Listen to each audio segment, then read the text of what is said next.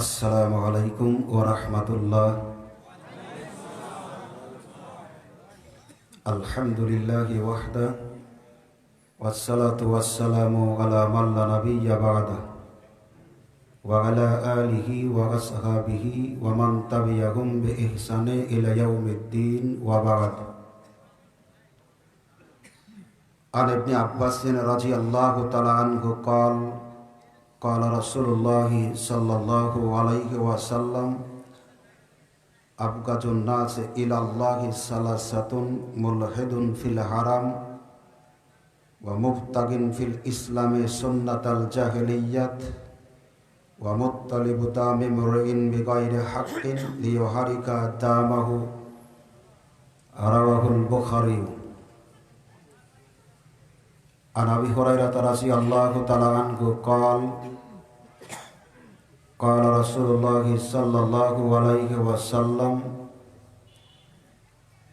كل أمتي يدخلون الجنة إلا من آبى قيل ومن آبى قال من أطاعني دخل الجنة ومن عصاني فقد آبى رواه مسلم.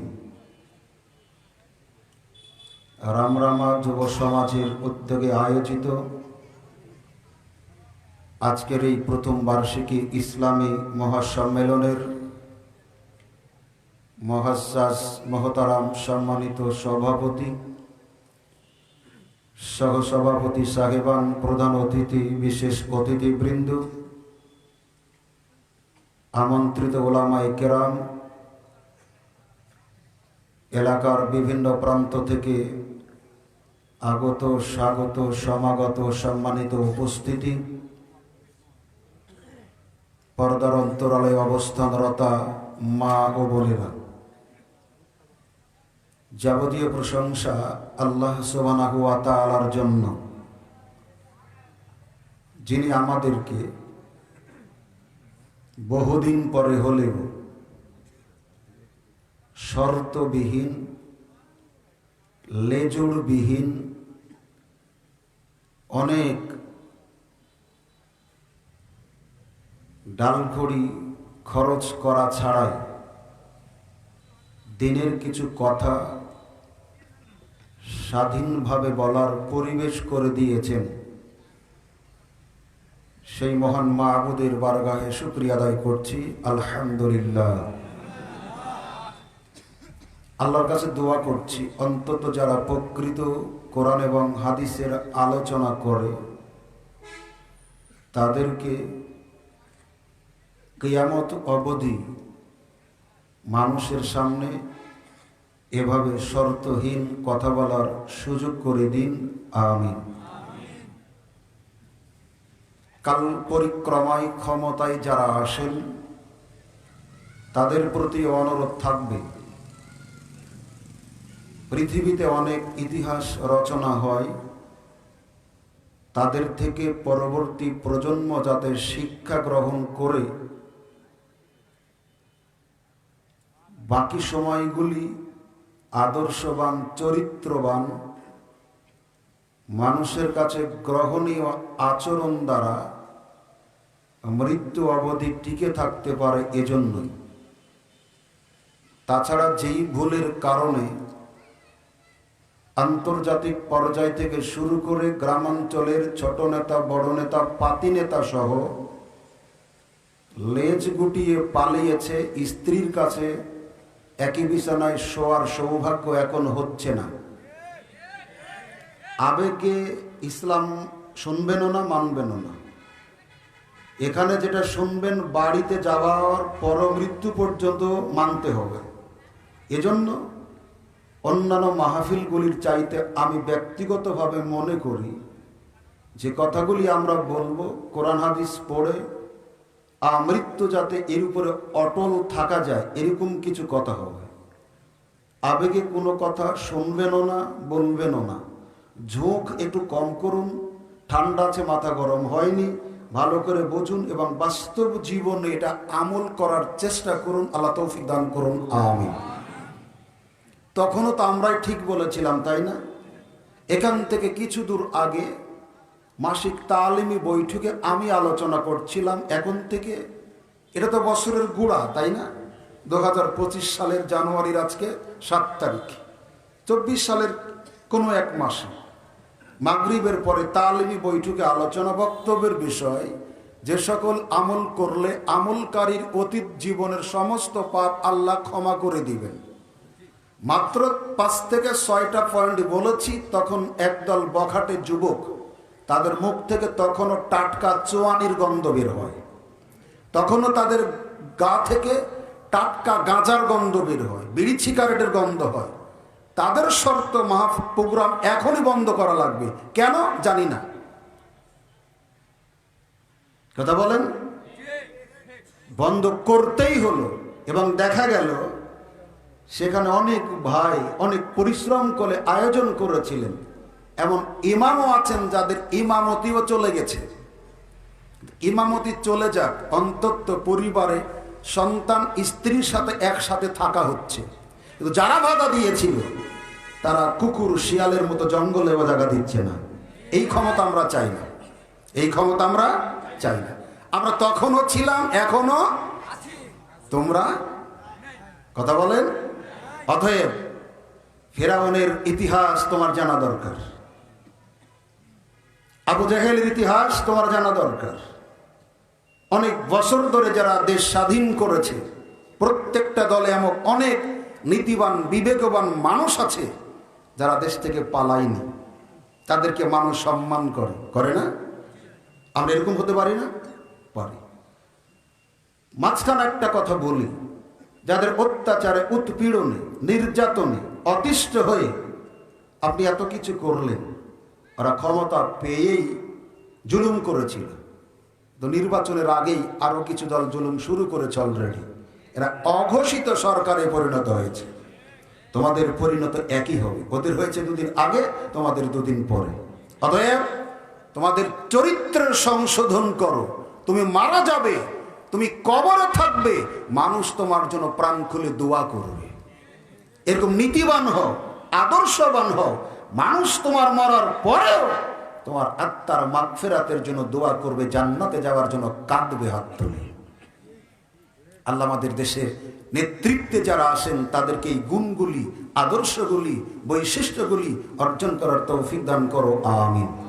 আমরা যারা দেশের নাগরিক, আমরা প্রতিটি মানুষ দেশকে নিজের ভাবি। দেশকে কারো ভাবি?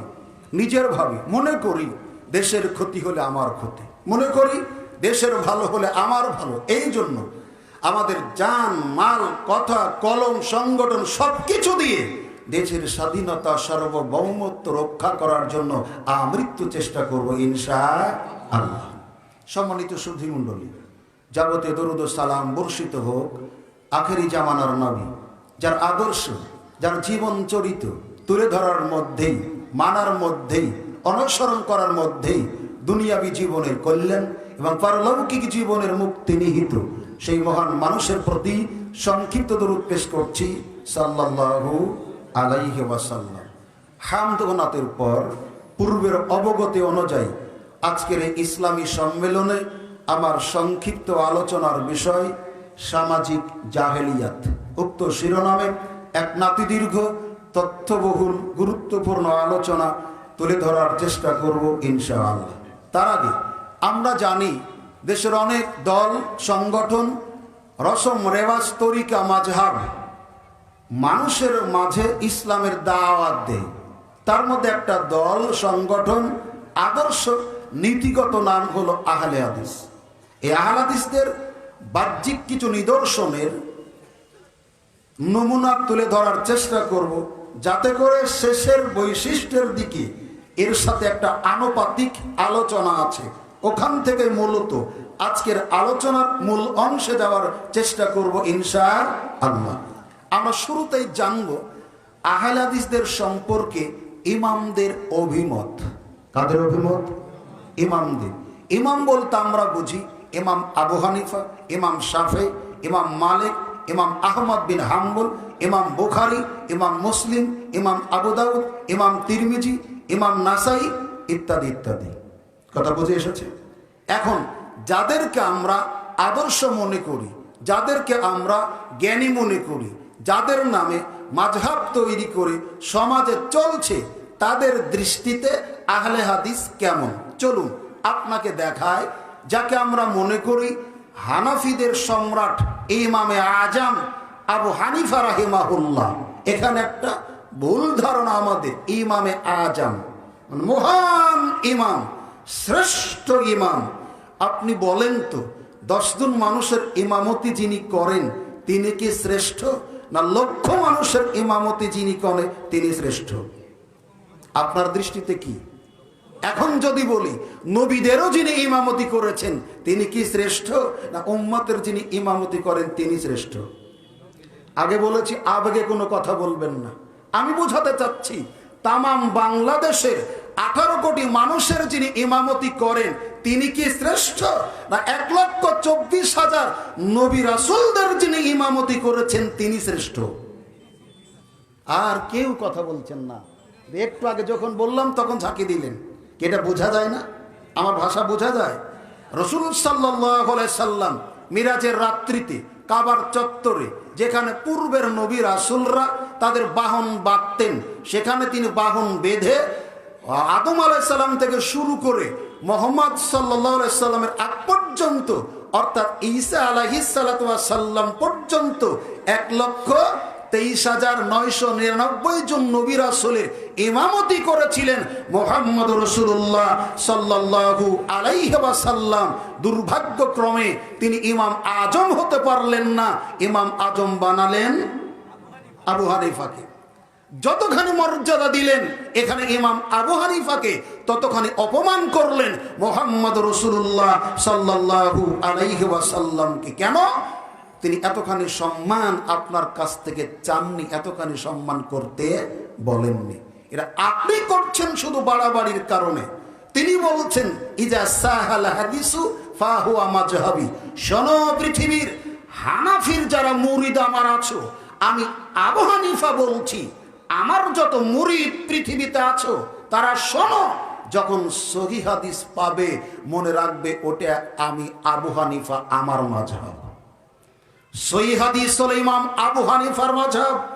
জাল জয়ীব মিথ্যা কিচ্ছা কাহিনীর ইমাম আবু হানিফা নন।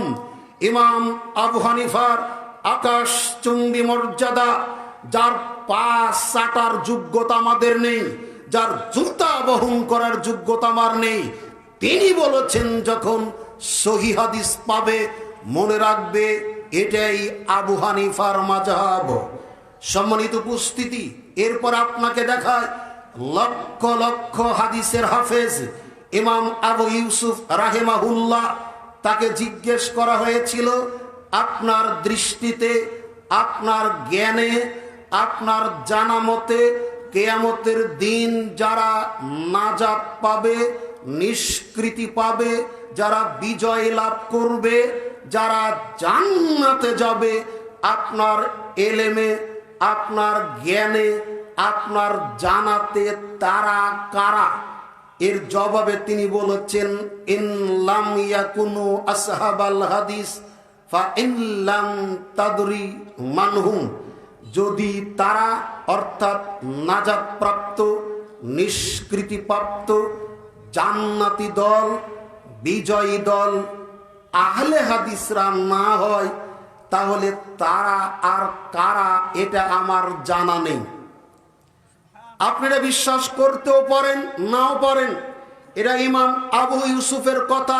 তার জ্ঞানের ভিত্তিতে, তার জানাশোনার ভিত্তিতে। এরপরে বলা হচ্ছে ইমাম শাফিঈ রাহিমাহুল্লাহ, তিনি বলছেন ইজা রাআইতু রাজুলাম মিন আসহাবিল হাদিস ফাকাআন্নি রাআইতুন নাবিয়্য সাল্লাল্লাহু আলাইহি ওয়াসাল্লাম আইয়ান। যখন আমি একটা আহলে হাদিস যুবককে দেখি তখন আমি যেন জীবন্ত মুহাম্মদ রাসূলুল্লাহ সাল্লাল্লাহু আলাইহি ওয়াসাল্লামকে দেখি। আলহামদুলিল্লাহ বললেন না? একজন আহলে হাদিসকে দেখা আর জীবন্ত মুহাম্মদ রাসূলুল্লাহ সাল্লাল্লাহু আলাইহি ওয়াসাল্লামকে দেখা একই কথা। এটা ইমাম শাফিঈ বলেছেন। আপনার পক্ষেও হতে পারে, বিপক্ষেও হতে পারে। যখন আল্লামা আব্দুল্লাহিল কাফি আল কুরাইশি পৃথিবীতে আসেননি তখনকার কথা, যখন ডক্টর গালিবের 14 পুরুষের জন্ম হয়নি তখনকার কথা।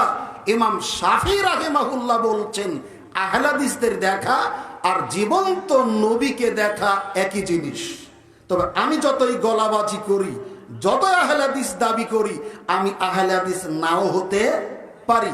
যদি সত্যিকার অর্থে কেউ আহলে হাদিস হয়, তাকে দেখা আর জীবন্ত নবীকে দেখা একই জিনিস। এরপর আপনাকে দেখায় ইমাম আবু দাউদ রাহিমাহুল্লাহ আহলে হাদিসদের বৈশিষ্ট্য সম্পর্কে বলতে গিয়ে তিনি বলেছেন,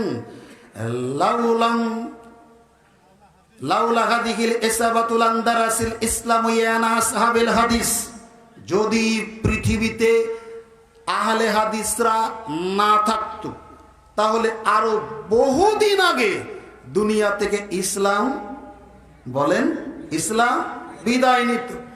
আজকে আপনাকে এই কথাটা বোঝানো খুব সহজ। আজকে দেখেন বহু হুজুর দেশের মাটিতে আছে, তারা যেটা বলে সেটাই ধর্ম হয়ে যেত আহলে হাদিসরা যদি না থাকতো।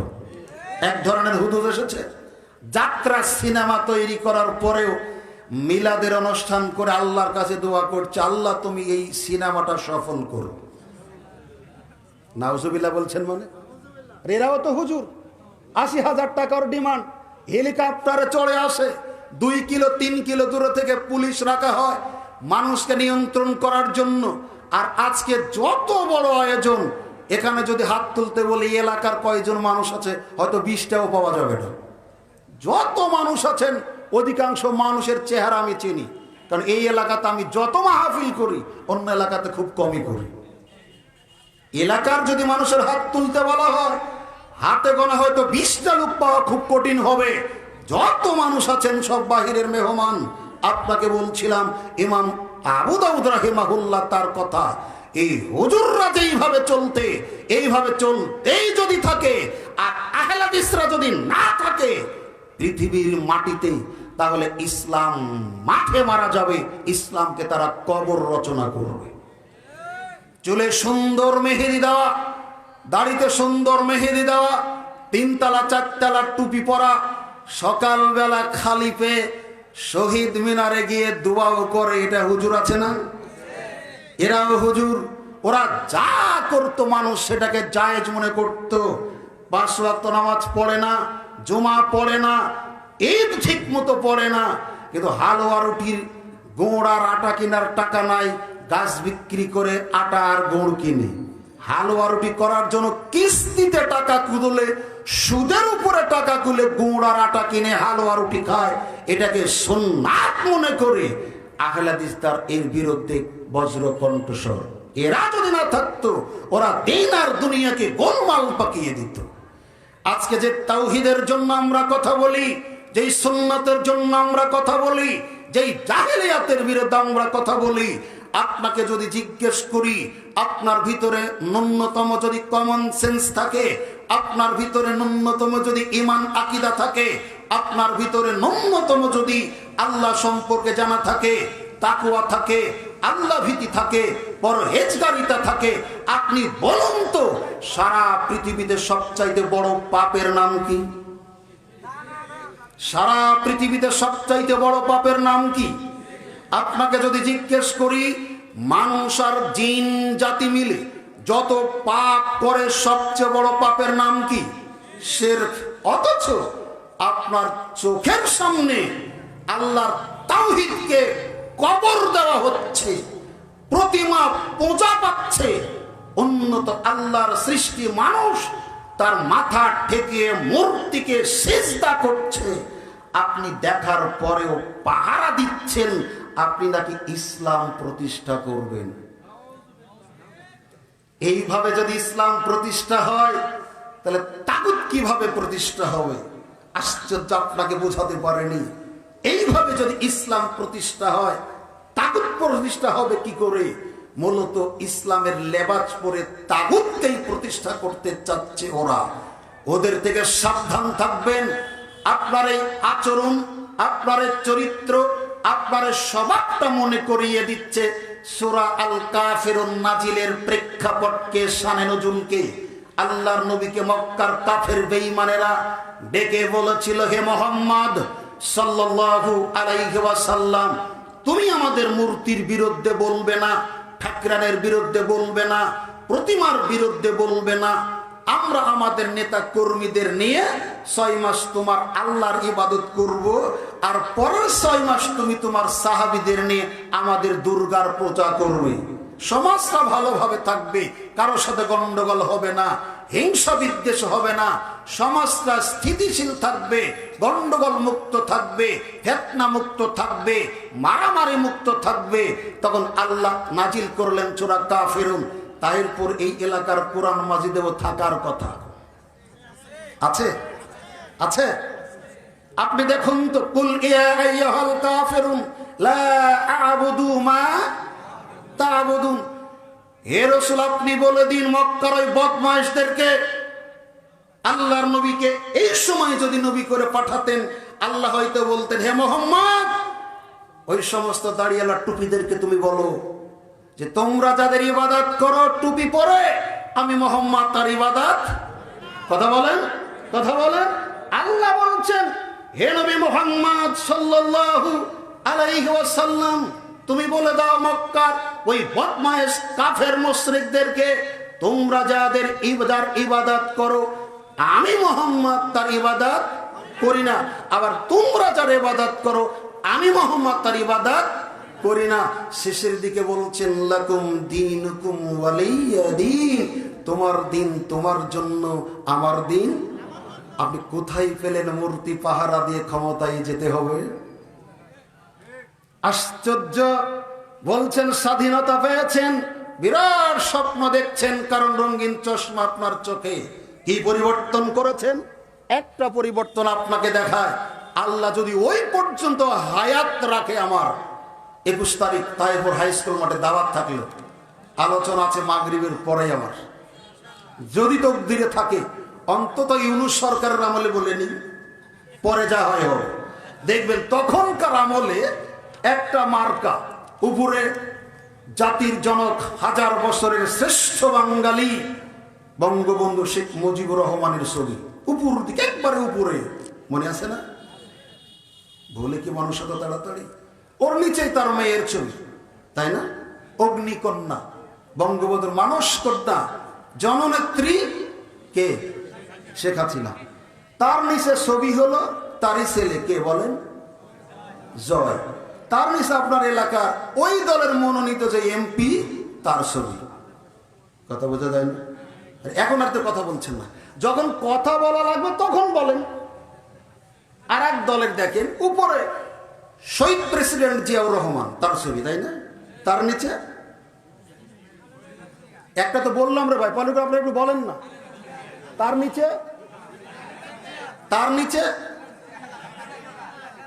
এটা আপনারাও বলেন, খালি বিপদ যাতে আমারই না হয়। জি, এখন দেখেন ওরা ক্ষমতায় থাকতে জুলুম করেছিল, তাই না? এখন যারা আছে মনে হচ্ছে অঘোষিত সরকার, নির্বাচন দিতে দেরি হলে মনে হয় একলাই চেয়ারে বসবে। এতদিনের আকাঙ্ক্ষা দেরি হয়ে যাচ্ছে না? এই জন্য ওরা ক্ষমতা পাওয়ার পরে করেছে জুলুম, আর এখন একটা জালসার পোস্টার 3 বার করা লাগতেছে। মাশাআল্লাহ, আরে ঠিক বলেই তো বলছি আমি, আর মাথা তো ঠিক আছে, আমি মাইকে কথা বলছি, মিডিয়া চলছে, আমি তো ঠিক বলেই বলছি। কয়েকদিন আগে আসলাম দুর্গাপুর চৌবাড়িয়াতে জালসা করতে গেলাম, হুজুর বলছে যে 3 বার পোস্টাম করলাম, কেন? অমুক দলের 2 গ্রুপে মারামারি লেগে ওরা করতে দিবে না, শেষে 3য়-বারে হলো। স্বাধীনতা অর্জন করেছেন, তাই না? আরো আছে সামনে, রেডি থাকেন, আরো আছে সামনে। অতএব আপনি যেটা দিয়ে সমাজ সংস্কার করতে চাচ্ছেন, যেটা দিয়ে সমাজকে ভালো করতে যাচ্ছেন, যেটা দিয়ে সমাজকে স্থিতিশীল করতে যাচ্ছেন, সেটা যদি ভালো না হয় তাহলে কিভাবে করবেন? আমরা জানি চুল দাড়িতে ময়লা লাগলে পরিষ্কার করেন শ্যাম্পু দিয়ে, তাই না? জামা কাপড়ে ময়লা লাগলে পরিষ্কার করেন ডিটারজেন্ট দিয়ে। এখন যদি শ্যাম্পুর ভিতরে ময়লা থাকে, ডিটারজেন্ট ভিতরে ময়লা থাকে, এই ময়লা পরিষ্কার করবেন কি দিয়ে? বোঝাতে চাচ্ছি যেটা দিয়ে সমাজ পরিষ্কার করবেন, যেটা দিয়ে সমাজ ভালো করবেন, যেটা দিয়ে সমাজে স্থিতিশীলতা আনবেন, সেটা কষ্টিনকালেও গণতন্ত্র নয়। গণতন্ত্রের কুফল মানুষ ভোগ করতে শিখেছে। দেখুন শ্রীলঙ্কার দিকে, দেখুন সিরিয়ার দিকে, দেখুন বাংলাদেশের দিকে। খুব দূর অতীতে বিশ্বের প্রতিটি রাষ্ট্রে ইসলামের পতাকা বিজয় হবেই হবে ইনশাআল্লাহ। তবে টুপিওয়ালা দাড়িওয়ালাদের দিয়ে প্রতিষ্ঠান নাও হতে পারে। এটা হাদিস শোনায় আপনাকে। খয়বরের যুদ্ধের ঘটনা, রাসূল সাল্লাল্লাহু আলাইহি ওয়াসাল্লাম যুদ্ধরত একজন সৈনিককে দেখিয়ে দিয়ে সাহাবীদের বলছেন, সাহাবীরা শোনো, এই লোকটা জাহান্নামী। সাহাবীরা আশ্চর্য হলেন, অবাক হলেন। আপনি বলেন কি? তাকবীর দেয় অনেকে, রাস্তাতে ডাকলে পাওয়া যায় না। এই লোকটা পরিবার রেখে, ধন সম্পদ রেখে, আহাল পরিবার রেখে কাফেরদের মোকাবিলা করছে যুদ্ধের ময়দানে, অথচ এই লোকটাকে আল্লাহর নবী জাহান্নামী বলছেন। ঘটনাটা কি? তাদের ধারণা মিথ্যাও বলছে না, সত্যও বলছে না, কারণ তাদের জানা আছে নবী ওহী ছাড়া কোনো কথা বলেন না। তাহলে লোকটাকে জাহান্নামী বললেন ইচ্ছা করে না ওহীর ভিত্তিতে? ওহীর ভিত্তিতে তারা অপেক্ষার প্রহর গুনতে লাগলেন, কখন রাসূল সাল্লাল্লাহু আলাইহি ওয়াসাল্লামের কথা বাস্তবে আল্লাহ রূপ দিয়ে দেখাবেন। অল্প সময়ের ব্যবধানে আল্লাহর নবীর সাহাবীরা বলছেন, ডান দিক বাম দিক সামনে পিছন থেকে কাফেরদের নিক্ষিপ্ত তীর এসে লোকটার শরীরে বাঁধতে লাগলো। এক পর্যায়ে তীরের যন্ত্রণা সহ্য করতে না পেরে তার নিজের তীরদানি থেকে তীর বের করে তার বুকে আঘাত করে আত্মহত্যা করলো। তখন আল্লাহর নবী সাহাবীদের ডেকে বললেন, শোনো, তোমরা দাঁড়িয়ে যাও, ঘোষণা করো, আল্লাহর পৃথিবীর মানুষদের জানিয়ে দাও, যারা আত্মহত্যা করে তাদের জন্য আল্লাহ তার জান্নাতকে হারাম করে দিয়েছেন। সাহাবীরা বলছেন, কিছুক্ষণ আগে আল্লাহ রাসূলের করা মন্তব্য, আল্লাহ রাসূলের বলা কথাকে অল্প কিছুক্ষণ পরে আল্লাহ এটা বাস্তব রূপ দিয়ে দেখিয়ে দিলেন।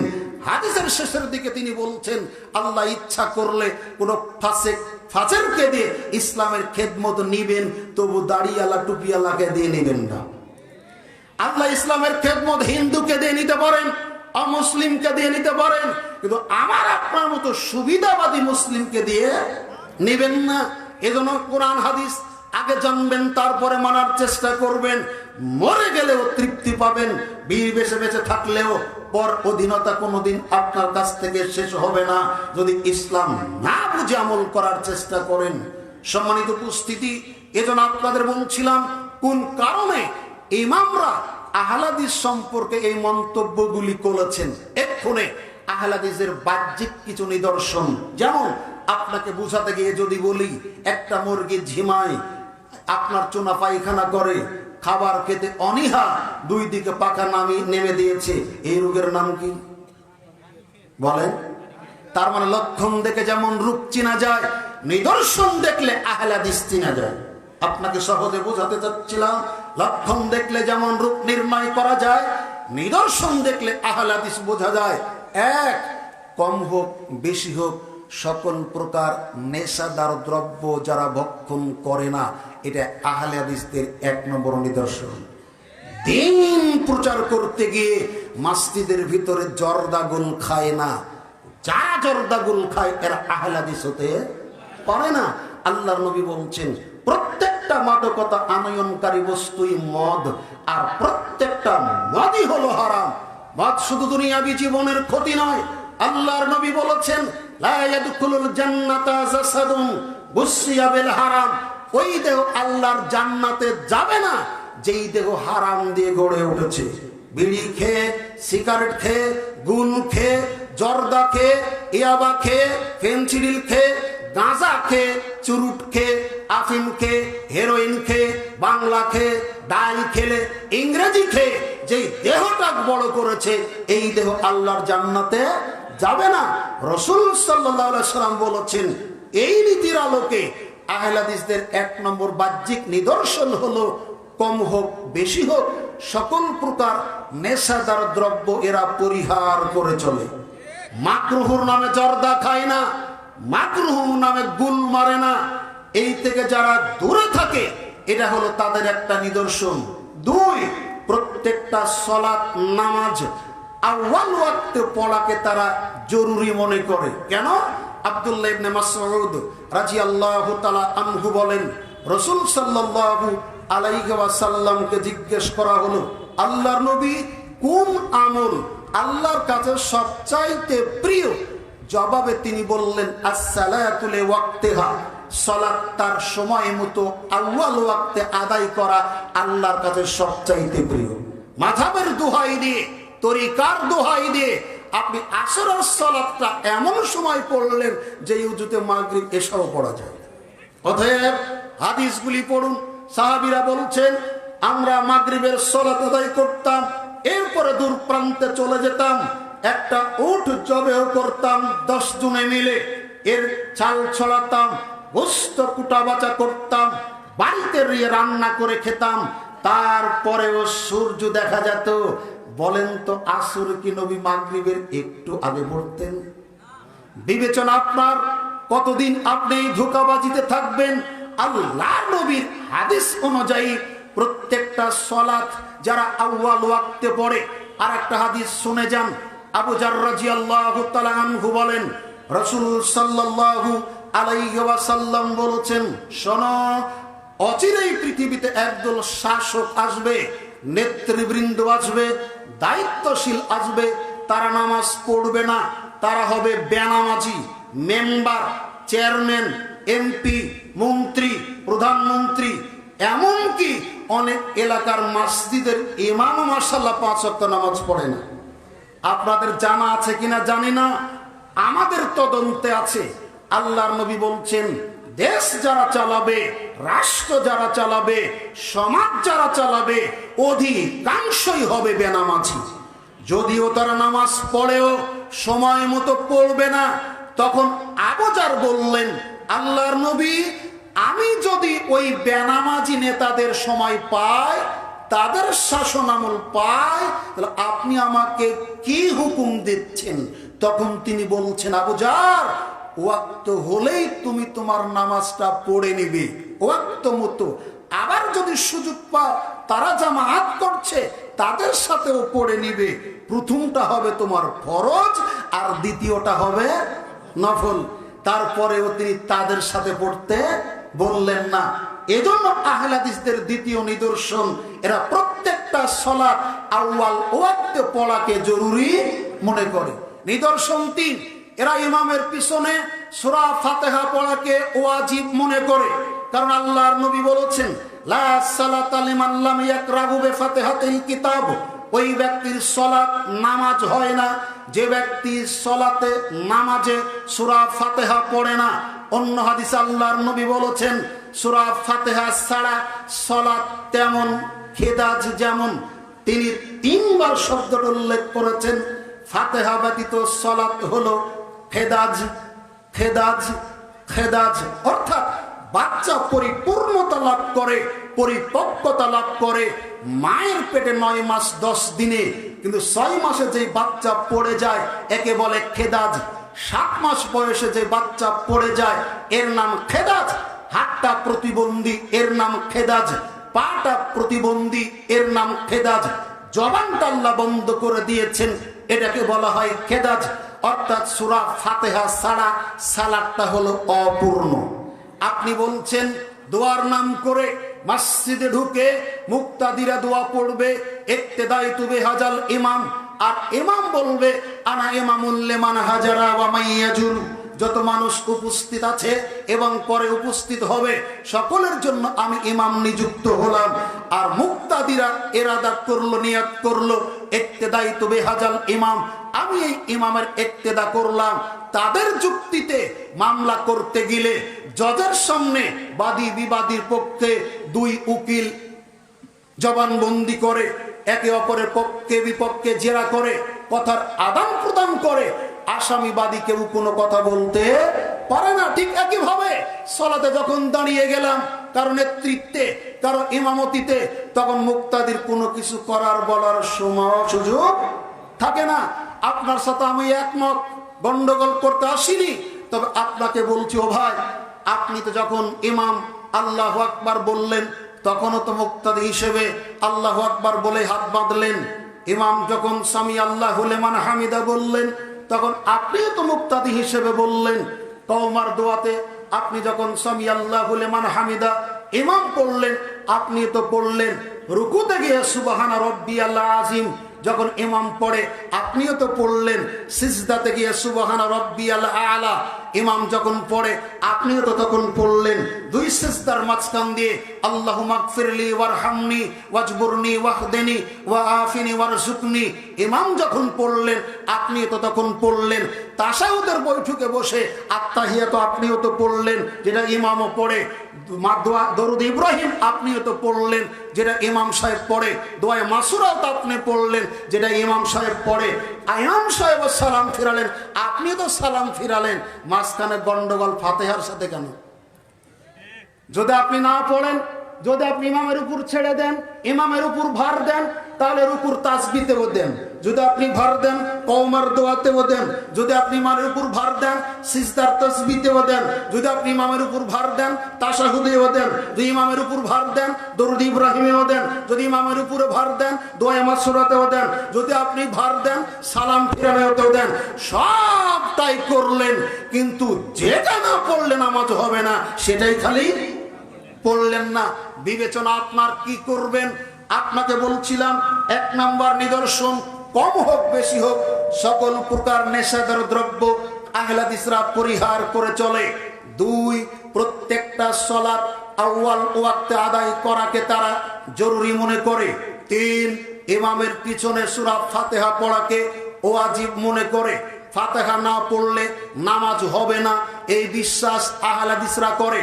নাম্বার 4, তিনি বলছেন তাদের প্রত্যেকটা মতবাদ, প্রত্যেকটা জানা, প্রত্যেকটা মানা, প্রত্যেকটার ব্যাখ্যা বিশ্লেষণ রাসূল সাল্লাল্লাহু আলাইহি সাল্লাম, সাহাবায়ে কেরাম এবং সলফে সালেহিন যেভাবে ব্যাখ্যা করেছেন আহলে হাদিসদের ব্যাখ্যাও ওটাই। বোঝাতে পারেনি? সারা পৃথিবীতে দ্বন্দ্বের কারণ হলো একই আয়াত আমি পড়ে ওয়াজ করে টাকা কামাচ্ছি, অন্য দলের হুজুরেরাও ওটা পড়ে টাকা কামাচ্ছে, কবর পূজারীরা ওটা পড়ে টাকা কামাচ্ছে।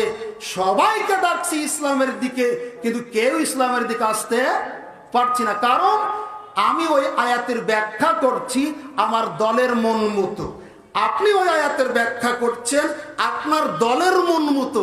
মানুষ কিভাবে একসাথে হবে? বোঝাতে পারেন? বোঝাতে পারেন? একটু বোঝার চেষ্টা করুন। আপনি বলতে চাচ্ছেন কি বলছেন? আমি আপনাকে বলছি, জিজ্ঞাসা যদি করি যে রসুলের প্রতি কোরআন মাজিদ অবতীর্ণ হয়েছে, তিনি কি এর অর্থ অনুবাদ ব্যাখ্যা বুঝতেন না বুঝতেন না? যে সাহাবীরা রসুলের সাথে ছিলেন তারা এর ব্যাখ্যা বুঝতেন না বুঝতেন না? তবে তাবিন যারা ছিলেন, সলফে সালেহিন যারা ছিলেন, তার আগে আয়াতের অর্থ ব্যাখ্যা বুঝতেন না বুঝতেন না? এখন তাদের বুঝ যদি আপনার বুঝের সাথে এক হয়, সারা পৃথিবী থেকে চুরি বন্ধ হতে 24 ঘন্টা লাগবে না। কিন্তু আপনি যখন একবারে তরতাজা ডাহা শিরক করে জায়েজ করার চেষ্টা করছেন, তখন এই দুঃখ রাখার জায়গা। কথা বুঝাতে পারেন? দিব্যি মূর্তি পাহারা দিচ্ছেন, তারপরেও বলছেন এটা ইসলামেরই স্বার্থে। মূর্তির সাথে ইসলামের সম্পর্ক কি? বুঝাতে পারিনি আপনাদের। এদেশের জনগণ আমরা বুঝাতেই পারিনি, আমরা নিজেই বুঝিনি। এদেশের জনগণ খুব কষ্টে আছে, কারণ সব হুজুরের কথাই ভালো লাগে। জনগণ এখন করবে কি? বিবেচনা আপনার, বাঁচার পথঘাট আপনাকে বের করতে হবে। আপনাকে বলে রাখি, আপনি দেখান আল্লাহ রসুলের 23 বছরের নবুয়তি জীবনে অমুসলিম হিন্দু একটা সৈনিক ছিল বদর উহুদ খন্দক যুদ্ধে। দেখান তো একটা কোন মায়ের বেটা আছে পৃথিবীতে দেখাতে পারে নবীজির যুদ্ধ জিহাদের সৈনিক ছিল হিন্দু। এদেশের মাটিতে ইসলাম কায়েম করার জন্য যারা মুসলিমদের সাথে যে হিন্দুরা যোগ দিয়েছে, এই হিন্দু হিন্দু নয়, আর যে মুসলিম তাদের নিয়ে কাজ করে তারা মুসলিম নয়। তাদের মাধ্যম দিয়ে ইসলাম আসবে, আল্লাহর প্রেরিত ইসলাম হতে পারে না, তাদের মন গড়া ইসলাম প্রতিষ্ঠা হতে পারে। তাই তো এখন থেকেই হুমকি ধুমকি দিচ্ছে, আমরা যদি ক্ষমতায় যাই আহলে হাদিসদের দেখে নেব। আমরা তোমাদের ভয় করি না, আমরা বিশ্বাস করি আল্লাহুম্মা লা মানিয়া লিমা আতাইতা ওয়ালা মুতিয়া লিমা মানাতা ওয়ালা ইয়ানফাউ জাল জাদ্দি মিনকাল জাদ্দু। আমরা বিশ্বাস করি আল্লাহ যদি তার কল্যাণ করতে চায় পৃথিবীর কেউ তার কল্যাণ করতে পারে না। আল্লাহ যারা কল্যাণ চায় পৃথিবীর কেউ তার কল্যাণ করতে পারে না। আমরা তোমাদের মতো পাতি নেতাদের ভয় পাই না, আমরা বিশ্বাস করি ইজা জাগাগাজালুকুম ফালা ইস্তাকিরুনা সালাতাও ওয়ালা ইস্তাকদামুন। মৃত্যু যেই সময় লেখা আছে ওই সময়তেই হবে, তুমি ইচ্ছা করলে 1 সেকেন্ড বেশি আমার হায়াত দিতে পারবে না। অতএব তুমি আমাদের প্রতি চোখ রাঙিয়ে কথা বলো না, আমাদের প্রতি কণ্ঠ উঁচু করে কথা বলো না, আল্লাহ তোমার কণ্ঠের জবানকে বন্ধ করে দেবে। আশ্চর্য, আহলে হাদিসরা এদেশের মাটিতে কারো পা চাটা গোলামি করে না, কোরআন হাদিসের ভিত্তিতে তারা একটু চলার চেষ্টা করে মাত্র। অতএব আহলে হাদিসদের বাধা দিবেন মানে নিজের পরাজিত হবেন, আহলে হাদিসদের বাধা দিবেন নিজে পস্তাতে হবে। যেমন পস্তিয়েছিলেন বিগত জোট সরকারের আমলে মহতারাম আমির জামাত, বয়োবৃদ্ধ একটা মানুষ কত নির্লজ্জ হলে, কত অসভ্য হলে, কত ইতর হলে এরকম একটা প্রবণ মানুষকে গরু চুরির আসামি বানাতে পারে। ডক্টর গালিব নাকি গরু চুরি করেছে, ব্র্যাক অফিসে হামলা চালিয়েছে, যাত্রার মঞ্চে বোমা মেরেছে ডক্টর গালিব। তুমি ক্ষমতায় গেলে কোন ইসলাম প্রতিষ্ঠা করবে এদেশের বাঙালিরা সেটা জানে। অতএব আমরা এটাও বিশ্বাস করি আগামী নির্বাচনে ক্ষমতায় কে যাবেন এটা আল্লাহর ইচ্ছাতেই হবে, তোমার ইচ্ছাতে নয়, আল্লাহর ইচ্ছাতে হবে। অতএব তুমি হামকি ধামকি দিয়ে টিকে থাকতে পারবে না। সম্মানিত উপস্থিতি, আপনাকে বলছিলাম 5 নম্বর বৈশিষ্ট্য। কয় নম্বর বৈশিষ্ট্য? কয়টা বললাম এর আগে? 4টে। 5ম বৈশিষ্ট্য বলছিলাম এরা বেদাতীদের সাথে অযোগ্যতা তর্ক করে সময় নষ্ট করে না। ওদের যত বুদ্ধি সব হলো শয়তানি বুদ্ধি, শয়তান ওদের কাছে ফের। মাসজিদে ঢুকেছেন, স্বপ্ন দোষ হয়েছে, এখন বের হবেন কিভাবে? তো হুজুর বলছে যে গামছা বিছাও, এই গামছাতে পা দিয়ে দিয়ে মাথাতে যাও, ওখানে আর একটা গামছা বিছাও, ওখানে পা দিয়ে দিয়ে প্রান্তে যাও, এভাবে গামছা বিছিয়ে বিছিয়ে মসজিদ পার হও। আশ্চর্য, কি বলে গালি দিই বুঝতে পারছি না। মসজিদে সহবাস আপনার কি করলে স্বপ্ন দোষ হলে গামছা বিছিয়ে বিছিয়ে পার হলে পা হয়ে যাবে। আশ্চর্য, বুঝাতে পারি না, অবাক। পেশাব করেছেন, দুঃখজনক। এখানে অত্যাচারে এত মন খারাপে মুয়াজ্জিন বেচারাটার, এই মুয়াজ্জিন যে এত কষ্টে আছে, ওখানে লিখে দিয়েছে ব্যবহার করা টিস্যু ঝুড়িতে ফেলুন। কি বোঝাতে পারি না? ব্যবহার করা টিস্যু ঝুড়িতে ফেলুন। লুঙ্গি পরে কুলুপ করলে তাও কিছু ভালো লাগে, কিন্তু প্যান্ট পরে যখন কুলুপ করে তখন কেমন লাগে বলুন তো? আশ্চর্য, এরা ধর্মটাকে পাগল বানিয়েছে, এরা ধর্মটাকে পাগল বানিয়েছে। এই বেদাতীরা ধর্মকে পাগল বানিয়েছে। আশ্চর্য, একটা বয়োবৃদ্ধ মানুষ নির্লজ্জের মতো, অসভ্যের মতো, ইতরের মতো পেশাব করে ঢিলা নিয়ে ওর মধ্যে আবার পিটি করে, left right left right left right এরকম করছে, আবার 40 কদম হাঁটছে। জিজ্ঞেস করলে বলছে লাইন ক্লিয়ার করছে। আশ্চর্য, এত বেহায়া হতে পারে, নির্লজ্জ হতে পারে, কোন কিতাবে লেখা আছে তাও বলতে পারে না। বুজুর্গানের দিন বলেছে। আশ্চর্য। নাম্বার 6, এরা হলো শিরকের বিরুদ্ধে আপোষহীন তাওহীদবাদী, মূর্তি পাহারা দিয়ে ইসলাম প্রতিষ্ঠা করতে এরা চায় না। তারা কারা? এই বক্তব্য যদি বুঝতে না পারেন, হয় আমার অযোগ্যতা, নাহলে আপনাদের মাথা নষ্ট হয়েছে। আহলে হাদিসদের 6 নম্বর নিদর্শন হলো তারা শিরকের বিরুদ্ধে আপোষহীন তাওহীদবাদী। তার মানে মূর্তি পাহারা দিয়ে ভাগাভাগি করে ইসলাম ক্ষমতায় নিতে চায় না।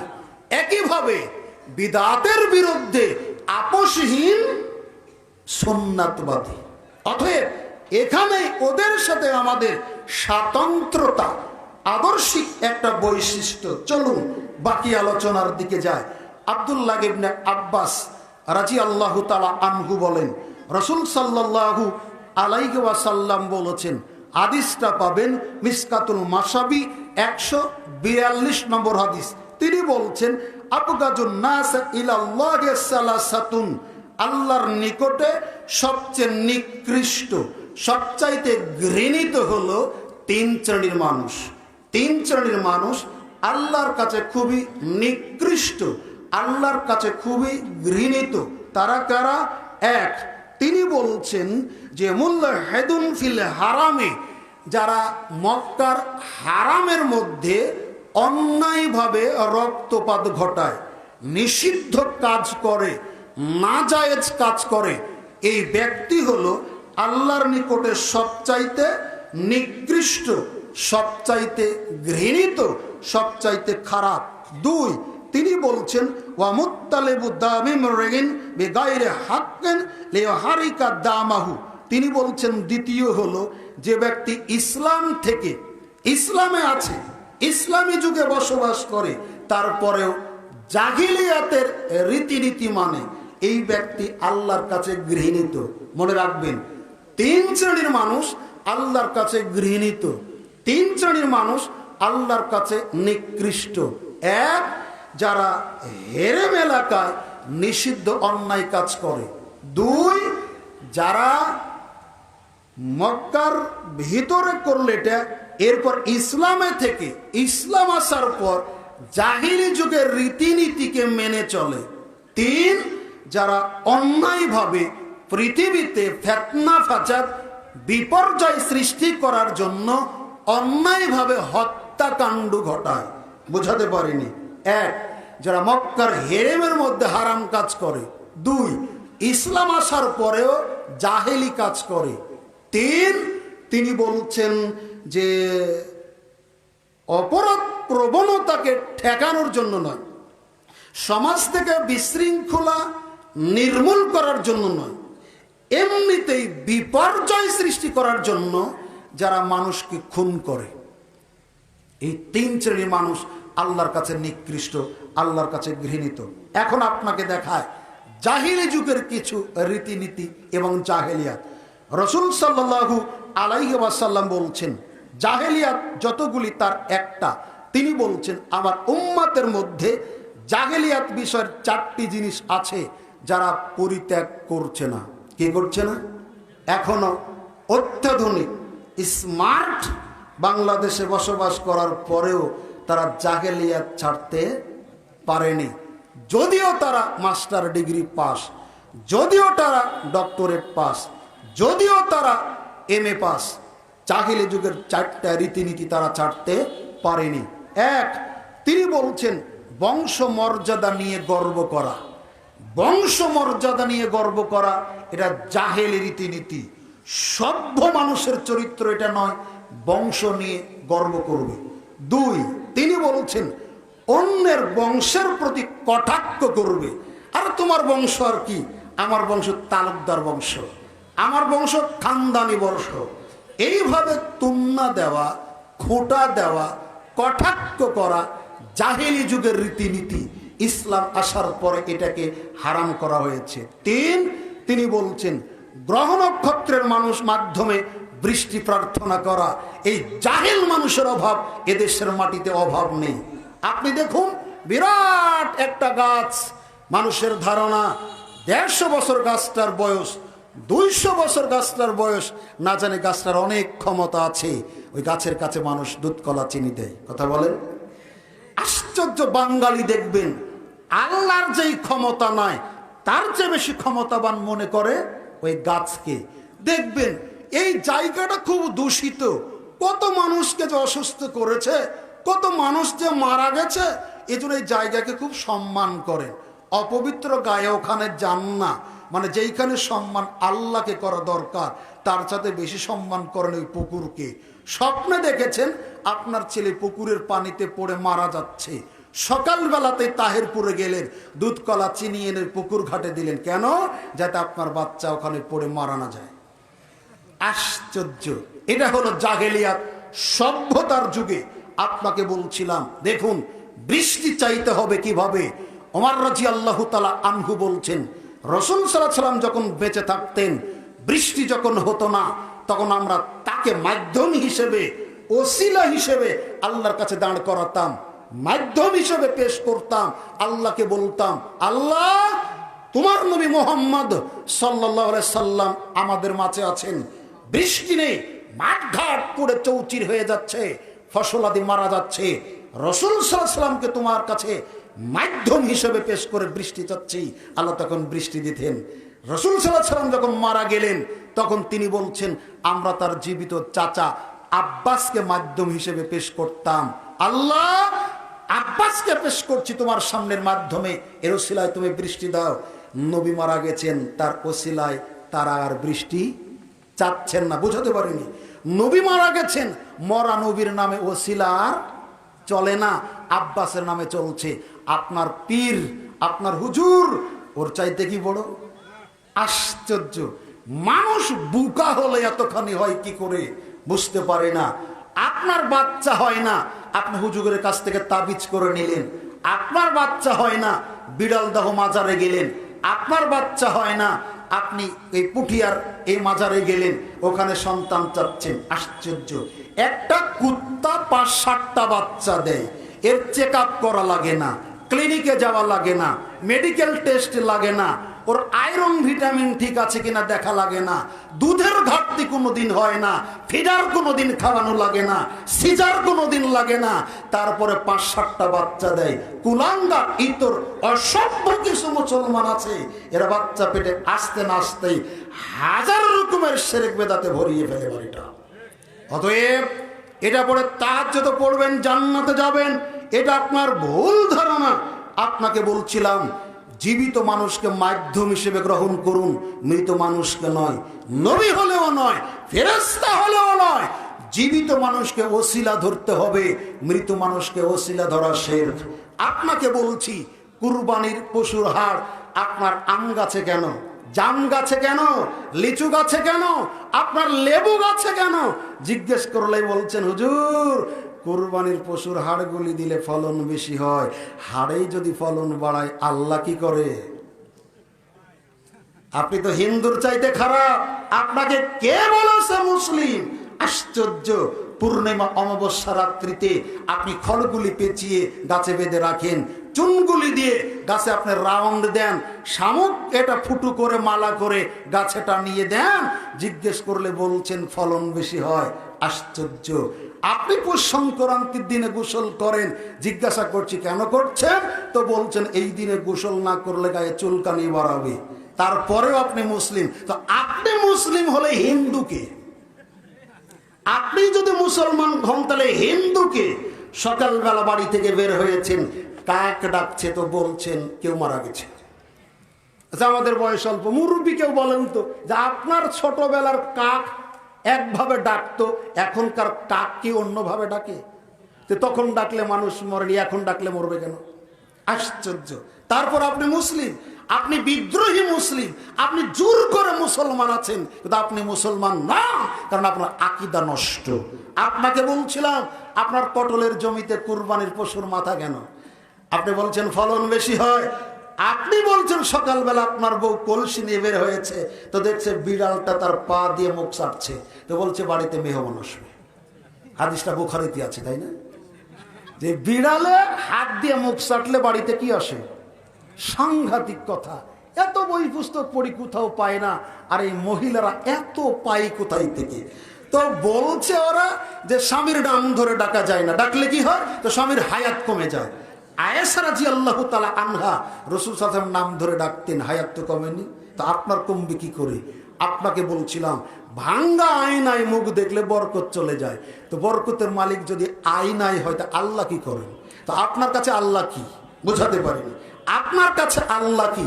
সকালবেলা বের হলেন বাড়ি থেকে, পিছন থেকে কেউ ডাকছে, চট করে বলছে এই ব্যক্তি, তুমি জানো না ম্যাট্রিক পাস, আইএ পাস, বাড়ি থেকে বের হলে পিছন থেকে ডাকা হয় না? ডাকলে কি হয়? তো অকল্যাণ হয়। তো পিছন থেকে ডাকলেই যদি অকল্যাণ হয়, তো আল্লাহ কি করেন? আপনার বিশ্বাস কেন এরকম হলো? আপনাকে বলছিলাম এরকম হাজার রসম রেওয়াজ দিয়ে, কুসংস্কার দিয়ে, জাহেলিয়াত দিয়ে এই সমাজটা পরিপূর্ণ হয়ে আছে। সর্বশেষ চতুর্থটি যেটা, সেটা হলো মানুষ মারা গেলে আত্মীয় স্বজন মারা গেলে বিলাপ করবেন না, মাতম করবেন না, আহাজারি করবেন না। এই বিলাপ করা, মাতম করা জাহেলি একটা প্রথা। মারা যাওয়ার আগে পরিবারকে ওসিয়াত করুন, আমি যখন মারা যাব তোমরা কখনো বিলাপ করবে না, মাতম করবে না, চুল ছিঁড়বে না, বুক চাপড়াবে না, জামা ছিঁড়বে না। এটা হলো জাহেলি প্রথা। জাহিলি জামানায় তাদের ধারণা ছিল যার মৃত্যুতে যত বেশি লোক কাঁদবে সে তত আগে জান্নাতে যাবে। নাউজুবিল্লাহ বলছেন এখন একটু মিলান, এখন একটু মিলান। যে জাহিলি যুগে মানুষের একটা আকীদা বিশ্বাস ছিল যার মৃত্যুতে যত লোক কাঁদবে তার পরকাল তত ভালো হবে। এই জন্য ওরা মানুষ ভাড়া করে কাঁদাতো। তো এখন তো কাঁদার সময় না। দেখবেন মানুষ মারা গেলে ওর খাটলি আনবে কি দূরের কথা, কাফনের কাপড় আনবে কি দূরের কথা, ওর কবর খনন করবে কি দূরের কথা, রসুন পেঁয়াজ নিয়েই ব্যস্ত। কথা বলেন, কাঁদবে কখন? কাঁদবে তো বাজার করবে কখন? কাঁদবে তো কাঁচা মরিচের বোটা ফেলবে কখন? কাঁদবে তো রসুন ছিলাবে কখন? কাঁদবে তো পেঁয়াজ ছিলাবে কখন? কাঁদবে তো খড়ি সংগ্রহ করবে কখন? কাঁদবে তো চাল আনবে কখন? এইগুলি আনতে গিয়ে কাঁদতে ভুলে গেছে। এক সময় আশ্চর্য, মানুষ কাঁদতে জানে না। আপনাকে বলছিলাম বিলাপ পরিহার করুন, মাতব পরিহার করুন, আহাজারি পরিহার করুন, বুক চাপড়ানো পরিহার করুন, চুল ছিঁড়া পরিহার করুন। যেই পরিবারে এরকম আশঙ্কা আছে, থাকুক অথবা না থাকুক, মারা যাওয়ার আগে পরিবারকে নিষেধ করে যান। নিষেধ যদি করে না যান, মৃত্যুর পরে কবরে শাস্তি হবে। এই দুর্দিনে মানুষের ঈমান নিভু নিভু প্রায়। এই পরিবেশে এসে অবশ্যই আমাদের প্রত্যেকটা পরিবারকে এ ব্যাপারে সতর্ক এবং সজাগ করা জরুরি। সম্মানিত উপস্থিতি, আপনাকে বলছিলাম ইসলাম আসার পরে, ইসলাম জানার পরে আমার আপনার মাধ্যম দিয়ে যাতে জাহেলি যুগের কোন রসম রেওয়াজ রীতিনীতি মাথা চাড়া দিয়ে উঠতে না পারে। আল্লাহ আমাদের সহায়ক হন, আল্লাহুম্মা আমিন। সবশেষে দোয়া করছি, আল্লাহ যারা এই মাহফিলের আয়োজন করেছেন, আল্লাহ তুমি তাদেরকে কবুল আর মঞ্জুর করো, আমিন। যারা এলাকার মারা গেছেন, আল্লাহ তাদের কবরের শাস্তিকে মাফ করে দাও।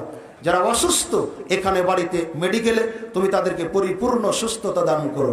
আল্লাহ যারা এই মাহফিলকে সফল করার জন্য টাকা দিয়ে, পয়সা দিয়ে, বুদ্ধি দিয়ে, পরামর্শ দিয়ে, প্রশাসনিকভাবে অনুমতি দিয়ে সহযোগিতা করেছেন, তুমি তাদের প্রত্যেকের চেষ্টা, শ্রম, সহযোগিতাকে কবুল আর মঞ্জুর করো, আমিন। আলোচনায় যা কিছু নিয়ে এসেছি, আলোচক শ্রোতা উভয়কে এর উপরে আমল করার তুমি তৌফিক দান করো, আমিন। আমরা মানুষ, ভুল ত্রুটি হতে পারে, আল্লাহ এই ভুলের জন্য তুমি আমাদের পাকড়াও করো না, আমাদের ক্ষমা করো। এই প্রত্যাশা তোমার কাছে রেখে আপনাদের কাছ থেকে আমার জন্য দোয়া আছে, আপনাদের জন্য আল্লাহ সুবহানাহু ওয়া তাআলার কাছে আপনাদের সুস্থতা, দীর্ঘায়ু, মঙ্গল, কল্যাণ কামনা করে আজকের আলোচনা এখানেই শেষ করছি। পূর্ব মুহূর্তে একটা দাওয়াত থাকলেও আগামী 13 এবং 14 ফেব্রুয়ারি বৃহস্পতি এবং শুক্রবার আহলে হাদিস আন্দোলন বাংলাদেশ কর্তৃক আয়োজিত 35তম বার্ষিকী তাবলিগি ইজতেমা গত বছর এয়ারপোর্ট থানা সংলগ্ন যে মাঠে অনুষ্ঠিত হয়েছিল, আগামী 13 এবং 14 ফেব্রুয়ারি উক্ত মাঠে আহলে হাদিস আন্দোলন বাংলাদেশ কর্তৃক 35তম বার্ষিক তাবলিগি ইজতেমা অনুষ্ঠিত হবে ইনশাআল্লাহ। এই ইজতেমাকে পূর্বের নাই সার্বিক সহযোগিতা করবেন এই আশাবাদ ব্যক্ত করে আজকের আলোচনা শেষ করছি। আসসালামু আলাইকুম ওয়া রাহমাতুল্লাহি ওয়া বারাকাতুহু।